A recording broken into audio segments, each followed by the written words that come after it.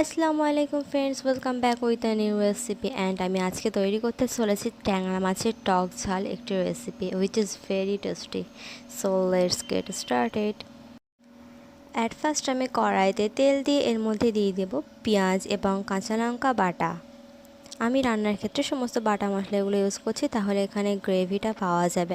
Next add করে দিলাম আমি এর মধ্যে টমেটো পেস্ট এবং মশলাগুলো দিলাম লবণ, হলুদ গুঁড়ো, ধনিয়া গুঁড়ো, জিরে গুঁড়ো এবং লাল লঙ্কা গুঁড়ো। এরপর সব মশলাগুলোকে আমি একসঙ্গে ভালো করে কষিয়ে নেব। সামান্য পরিমাণে একটু জল অ্যাড করব যাতে এই মশলাটা তলায় ধরে না যায়।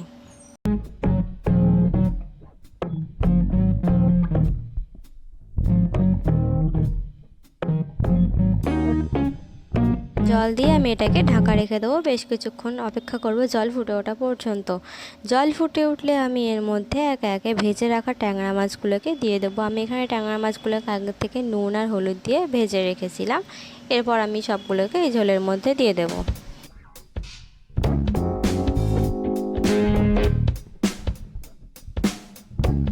ঝোলটা যেহেতু শুকিয়ে এসছে এখানে, সেহেতু আমি এখানে আরও একটু সামান্য জল দিয়ে দিলাম।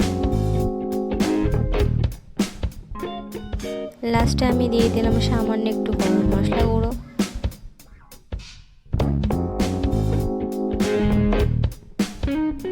এরপর দিয়ে দেবো 2 টিস্পুন কাসুন্দি অর্থাৎ সরিষা বাটা। এতে করে মাছের ঝোলের টেস্টটা অনেক চেঞ্জ হয়েছে এবং খেতে অনেক ভালো লাগে। সো আমার রান্না এখানে প্রায় কমপ্লিট হয়েছে। ঝোলটা একটু শুকিয়ে এলে আমি এটাকে নামিয়ে নেব, যেহেতু আমি একটু গ্রেভি টাইপের চাইছিলাম। তো আপনারা যদি ঝোল রাখতে চান তো এখানে নামিয়ে নিতে পারেন। তো এইভাবে তৈরি হয়ে গেল আজকে ট্যাংরা মাছের রেসিপি।